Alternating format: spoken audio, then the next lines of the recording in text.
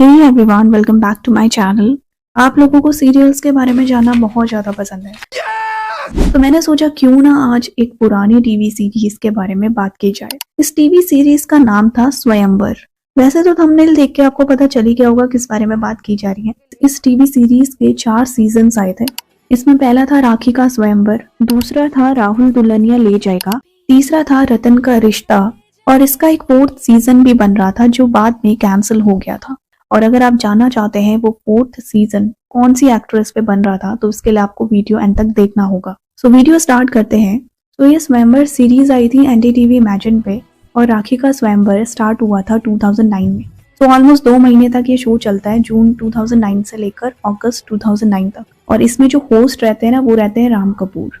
तो बेसिकली इसमें 16 लड़कों ने पार्टिसिपेट किया था और उनको कुछ बेसिक टास्क प्रोवाइड किए जाते थे जिसमें उनको राखी को खुश करना होता था। लाइक कभी उन्हें पोयम लिखने के लिए बोल दी जाएगी, कभी उनको कुछ गाना गाने के लिए, डांस करने के लिए बोल दिया जाएगा और इनफैक्ट राखी को खुश करने के लिए उन्हें कोयले पे भी चलना पड़ा था।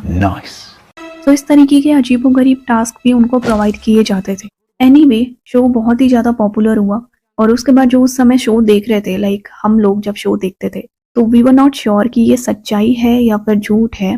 बच्चों के लिए ही नहीं, इनफैक्ट ऑडियंस के लिए भी वो एक अलग शो था। स्वयंवर के बारे में तो हमने कहानियों में और एपिक्स में पढ़ा है, लेकिन अब रियलिटी में स्वयंवर देखने को मिल रहा था and everyone was enjoying it. So Rakhi Sawant being Rakhi Sawant, उन्होंने बहुत ही अच्छे से एंटरटेन किया था ऑडियंस को और बहुत ही शालीनता से वो अपना रोल प्ले कर रही थी। अब ये जो स्वयंवर वाला कॉन्सेप्ट था ना, तो गौरव तिवारी नाम के एक राइटर थे। उन्होंने राखी और कुछ मेकर्स के खिलाफ एक एफआईआर लॉन्च की थी दैट ये कॉन्सेप्ट मेकर्स ने उनकी वेबसाइट से चुराया था। तो 16 कंटेस्टेंट्स में से राखी के और ऑडियंस के भी जो फेवरेट थे वो थे मनमोहन तिवारी। मनमोहन तिवारी एक एक्टर बनना चाहते थे और उन्होंने इस शो का बेसिकली यूज किया था लाइमलाइट में आने के लिए।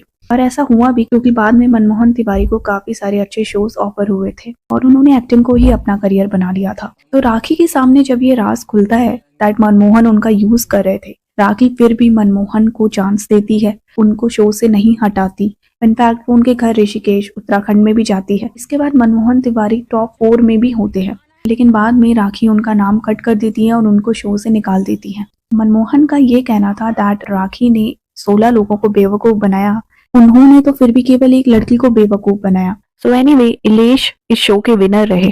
वो एक कैनेडियन बिजनेसमैन थे और लास्ट वाला जो एपिसोड था ना उसका नाम था फैसले की रात। सो ओरिजिनली कहा गया था दैट विनर और राखी शादी कर लेंगे, लेकिन क्योंकि राखी उस समय रेडी नहीं थी शादी करने के लिए तो उन्होंने केवल एंगेजमेंट किया था। और शो खत्म होने के बाद भी ये दोनों एक साथ 1 साल तक रिलेशनशिप में थे।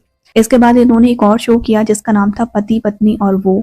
यहाँ पर इन दोनों के रिलेशंस एक दूसरे के साथ बिगड़ने लग गए और इन दोनों का ब्रेकअप हो गया। जब ब्रेकअप हो जाता है तब रियलिटी सामने आती है। मुझे कहा कि मैं तो शादी करने नहीं आया था राखी, यहाँ पे मेरे सर पे 50 लाख का कर्जा है। तो मेरे दोस्तों ने मुझे कहा why don't you go to Rakhi Sawant स्वयंवर पति पत्नी और वो। उसमें उसे बोनस मिला दिवाली का, उसे वो पूरे पैसे पूरे खर्च कर दिए, मुझे बताया भी नहीं।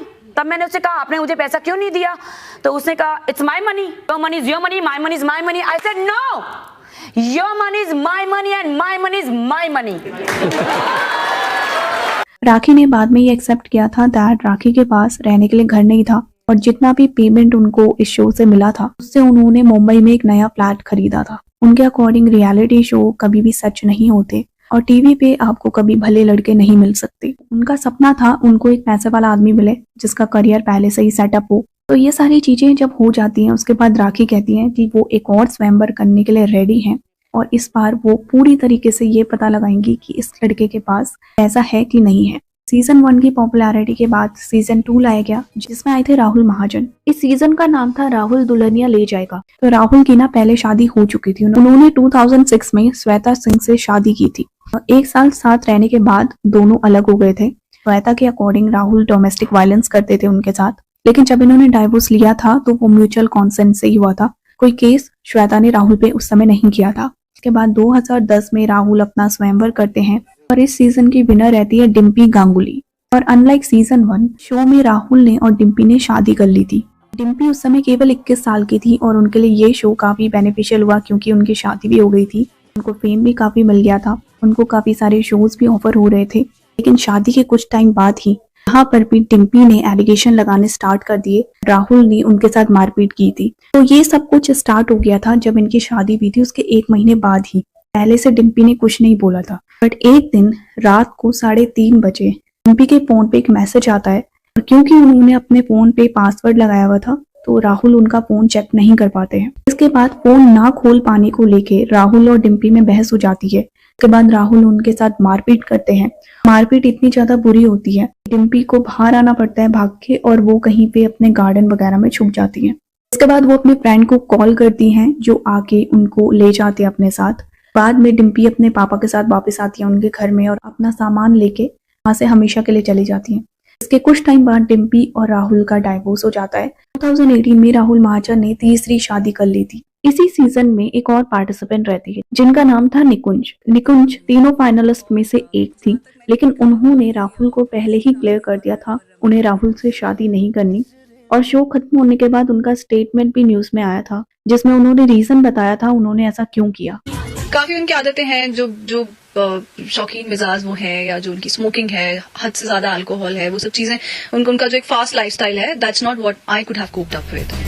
इज्जत देंगे अपनी होने वाली बीवी को, ऐसा कुछ उन्होंने नहीं किया। वो फिर भी कॉन्स्टेंटली बोलते रहे कि मैं अभी भी सोच नहीं पा रहा हूँ मैं किससे शादी करूंगा। तो वो उस ख्याल के बाद मुझे लगा कि अभी अगर नहीं अपना दिमाग बना पा रहे हैं तो हू नोज शादी के बाद भी नहीं बना पाए। नेक्स्ट जो थर्ड सीजन आता है वो होता है रतन का रिश्ता। इसमें रतन राजपूत अपने लिए दूल्हा ढूंढ रही होती हैं, और इस शो के विनर रहते हैं अभिनव शर्मा। अभिनव एक सॉफ्टवेयर इंजीनियर थे उत्तराखंड के। ये दोनों भी ना जब फाइनल डे होता है उस समय केवल सगाई करते हैं, शादी नहीं करते हैं। इनके अकॉर्डिंग एक दूसरे को समय देना चाहते थे।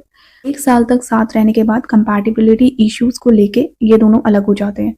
रतन के साइड से उन्होंने जो शादी करी थी वो कोई पैसों के लेके नहीं की थी, क्योंकि उन्होंने अपने काफी सारे प्रोजेक्ट्स छोड़े थे।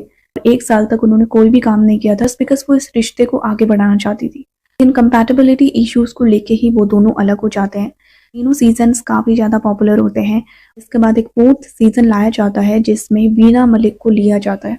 वीना मलिक ने इनिशियली ऑफर ठुकरा दिया था, बिकॉज उनको 1 करोड़ रुपीस दे रहे थे। उस समय भी वीना मलिक ने ऑफर रिजेक्ट कर दिया। इसके बाद मेकर्स ने 1 करोड़ से बढ़ाकर उनकी पेमेंट 3 करोड़ कर दी। वीना मलिक ने हाँ कर दी शो के लिए। उनका शो स्टार्ट होने वाला था, लेकिन तब तक खबर आ गई NDTV इमेजिन चैनल को ही बंद कर दिया जा रहा है। चैनल बंद हो गया तो इसलिए सारे शोज भी बंद हो गए। चैनल बंद करने का रीजन था जो कि TRP थी ना कंसिस्टेंट नहीं थी। TRP हाई तो जा रही थी लेकिन वो कंसिस्टेंट नहीं थी, हाई थी अभी बिल्कुल लो थी। तो इस वजह से जिन कंपनीज ने, जिन लोगों ने उसमें इन्वेस्टमेंट किया था उन लोगों को घाटा हो रहा था, और यही रीजन था NDTV इमेजिन को अचानक से बंद कर दिया गया था। तो इस वीडियो को लेके आपका क्या ओपिनियन है कमेंट्स में जरूर बताएं। वीडियो अच्छा लगे तो लाइक शेयर कीजिए, चैनल को सब्सक्राइब कीजिए। Thank you.